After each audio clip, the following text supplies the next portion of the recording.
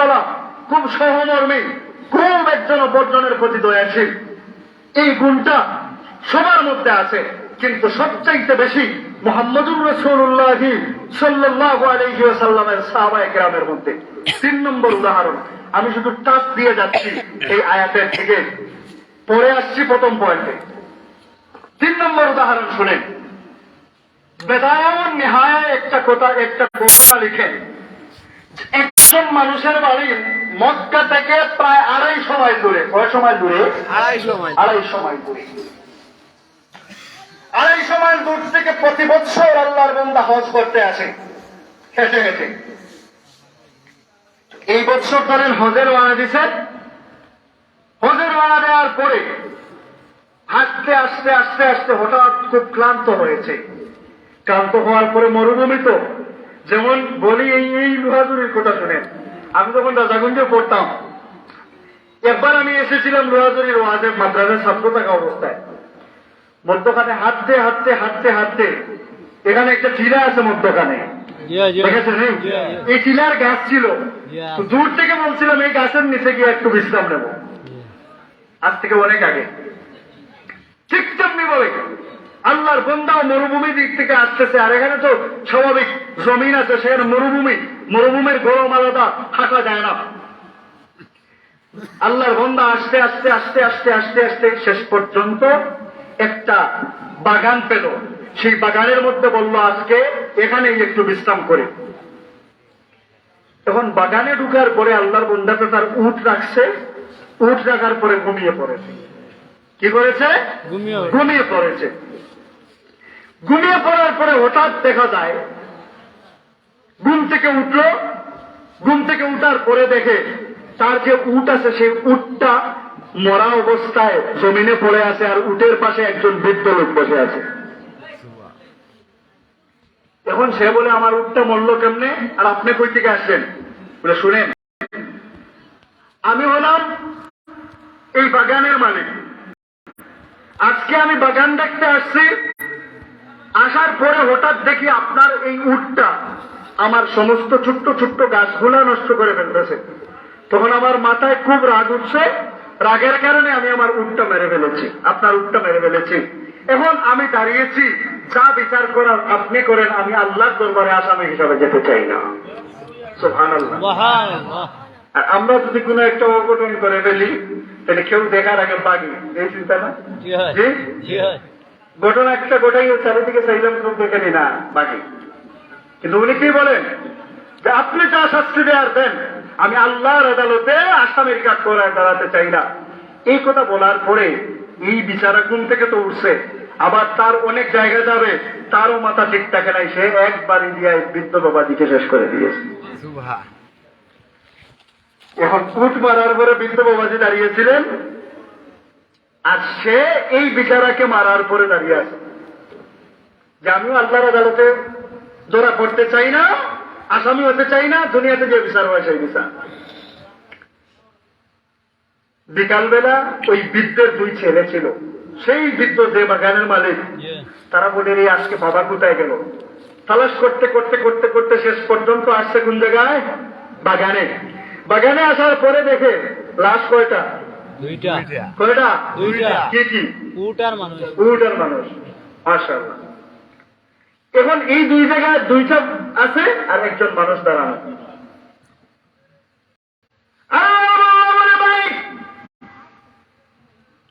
এখানে আমার বাবা পড়ে আছে,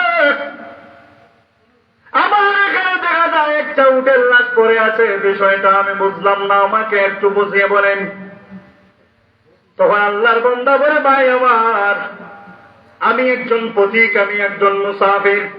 প্রতিদিন আমার বাড়ি থেকে মক্কাতুল মুকাররমার দিকে আমি প্রতি বছর একবার আসি। প্রতি বছর আসার সময় 250 মাইল অতিক্রম করে আসতে হয়। এই বছর যখন আমি আমার বাড়ি থেকে উট নিয়ে রওনা দিলাম, উট নিয়ে রওনা দেওয়ার পরে হঠাৎ রাস্তার মধ্যে এসে দেখলাম একটা বাগান দেখা যায়। রাস্তায় বাগান দেওয়ার পরে সেই বাগানে একটু বিশ্রাম দিব, বিশ্রাম নেওয়ার জন্য আমি এই বাগানের মধ্যে একটু শুইলাম।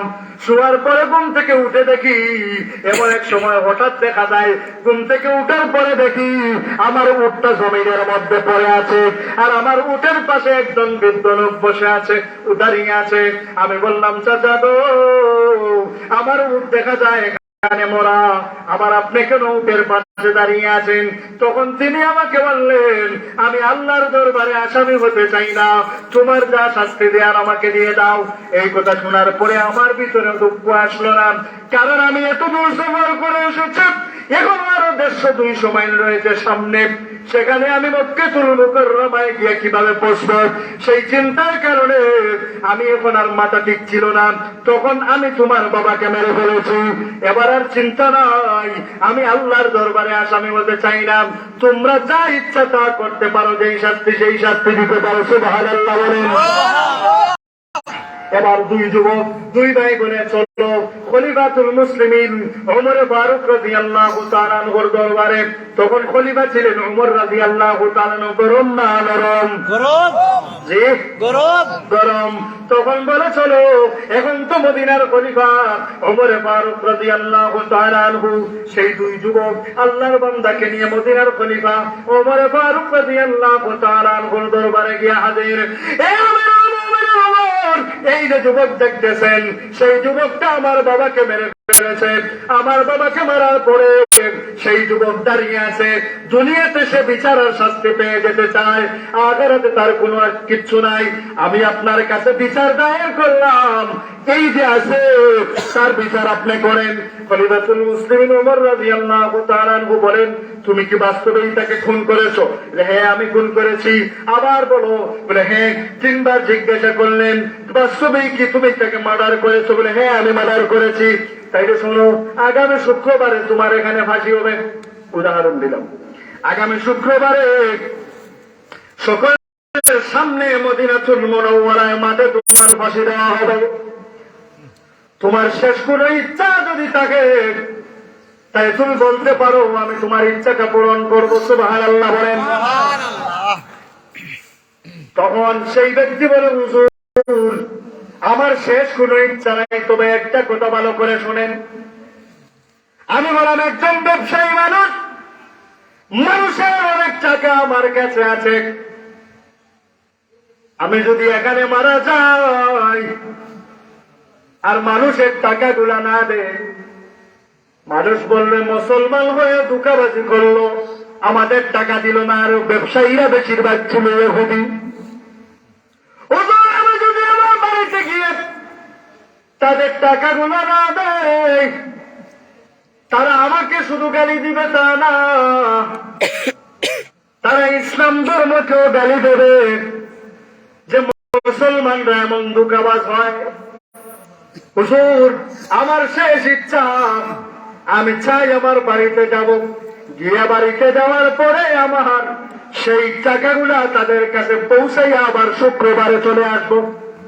আমি আপনাদেরকে জিজ্ঞাসা করি, ঢাকা থেকে একজন এসে এখানে চুরি করেছে, আপনি বললেন তোমাকে জেলে দেব, সে যদি বলে আচ্ছা ভাই জেলে ভরে নিবেন, আমি ঢাকাতে একবার যাওয়া লাগবে, যে গিয়া আমার কিছু ঋণ আছে, ঋণ মারিয়া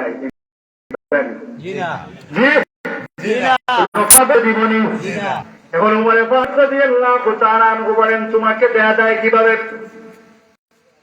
তবে একটা শর্ত দিতে পারি, শর্তটা হলো তোমার জামিনদার যদি এখানে কেউ থাকে, তাকে তুমি জামিন বানাইয়া দাও। তুমি যদি শুক্রবারের সময় মতো না আসো, তাহলে তাকে ফাঁসি দেওয়া হবে। সুবহানাল্লাহ। আমি আপনাদেরকে জিজ্ঞাসা করি, ঢাকার বেটার জন্য লুয়া চুরির কেউ জামিন করি? জি, কোন চিহ্ন নাই, কিচ্ছু নাই, হায়াত থাকতে মুখ দেখিয়ে আনা, কেউ তো রাজি হওয়ার কথা না। কিন্তু হঠাৎ দেখা যায় মসজিদের এক পাশ থেকে একজন মানুষ বলেন, আমিরুল মুমিনিন আমি আছি। সুবহানাল্লাহ বলেন। আমিরুল মুমিনিন আমি আছি, আমার মুসলমান ভাইয়ের জন্য আমি জামিন হয়ে গেলাম। আমার ভাইকে বাড়িতে পাঠিয়ে দিন, আমার ভাই বাড়ি থেকে আসুক, যদি না আসে তার পরিবর্তে আমাকে আপনারা কেটে ফেলবেন। সুবহানাল্লাহ বলেন। তখন সবাই চাইলেন, চাওয়ার পরে দেখা যায় উনি আর কেউ না, উনি নবীর সাহাবী হযরত আবু যর গিফারী রাদিয়াল্লাহু তাআলা আনহু। আশিদ্দাউ আলাল কুফার রুহামাউ বাইনাহুম, মুসলমান ভাইয়ের প্রতি কেমন নরম, কেমন সহনশীল। এবার উমরে ফারুক রাদিয়াল্লাহু তাআলা আনহু বলেন, আবু যর গিফারী যখন তোমার জামিন হয়ে গেছেন, এবার তোমার কোনো চিন্তা নাই, তুমি চলে যাও। সুবহানাল্লাহ। এবার আল্লাহর বান্দা বাড়িতে গেছে, যাওয়ার পরে গিয়ে বলে, মা জীবনের শেষ তোমার কুলে ঘুমাতে চাই। মা গো, জীবনে অনেকবার বিদায় দিয়েছ,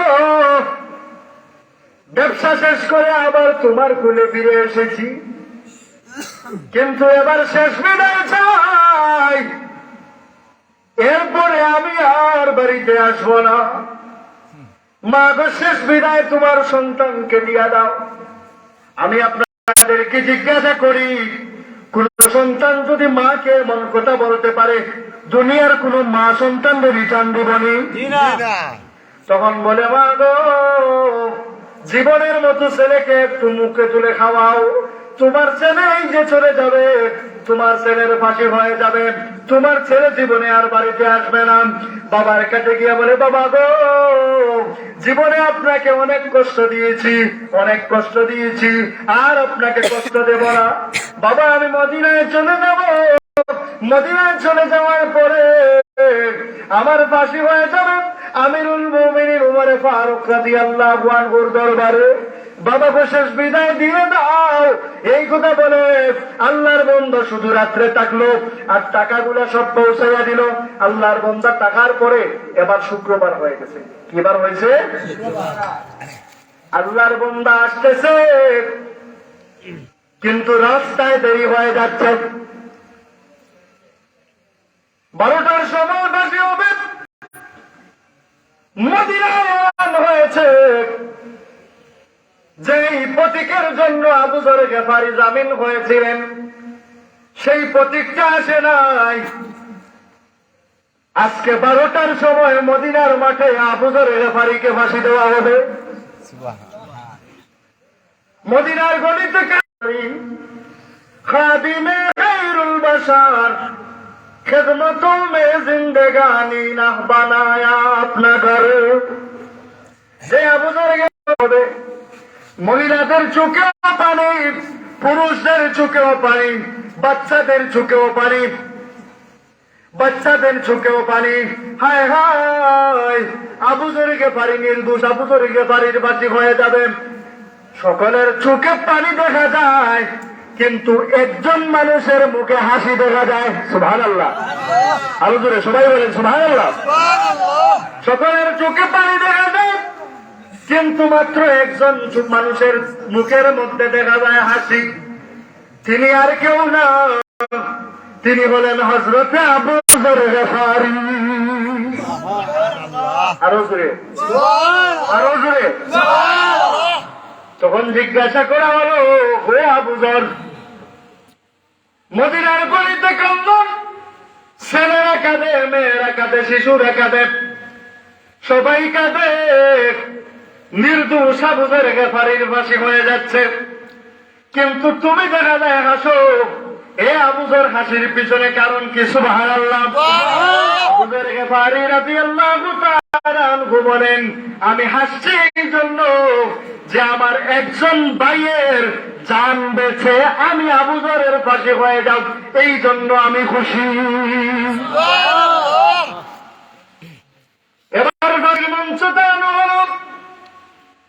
ফাঁসির মঞ্চে আবু যর গিফারী রাদিয়াল্লাহু তাআলা উঠতেছেন হেসে হেসে। সুবহানাল্লাহ। মদিনায় কান্নার রুল। আবু যর গিফারী নির্দোষ ফাঁসি হচ্ছে, ফাঁসি হয়ে যাবে, ফাঁসির মধ্যে গলা ঢুকিয়ে দেবে।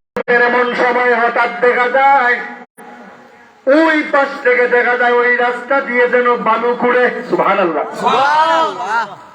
মনে মনে হ্যাঁ, আপনারা যেমন জানাজার নামাজ যখন শুরু হবে, আশপাশে কেউ আছেন নাই, হঠাৎ যদি শোনা যায় একটা সিএনজি রাখেন, দুজন মানুষ দৌড়াইয়া এটার গল্প বলি না জি, সেই ঠিক তেমনি ভাবে হঠাৎ দেখা যায় বালু করতেছে, দুলা বালু উঠতেছে, একজন বলেন তোমরা তামক নবীর সাহাবী আবু যরকে ফাঁসি দিও না। সেখান থেকে দেখা যায় দুলাবালু উঠতেছে, মনে হয় যুবকেরা ঘুরা নিয়ে আসতেছে। সুবহানাল্লাহ বলেন। তাকাইনের পরে বাস্তবেই দেখা যায় পাগলের মতো দুই ভাই মদিনার দিকে আসতেছে।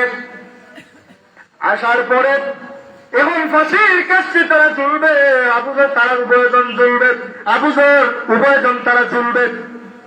উভয়জনের বদলা এই যে মানুষটা খুন করেছিল তাদের বাবাকে, সেই মানুষটা ঝুলবে এখন ফাঁসিতে।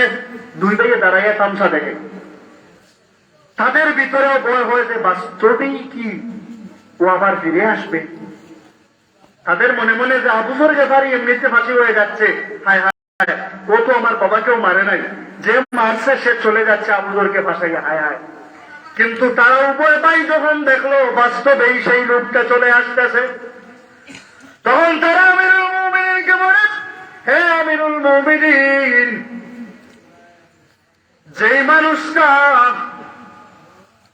অন্য একজন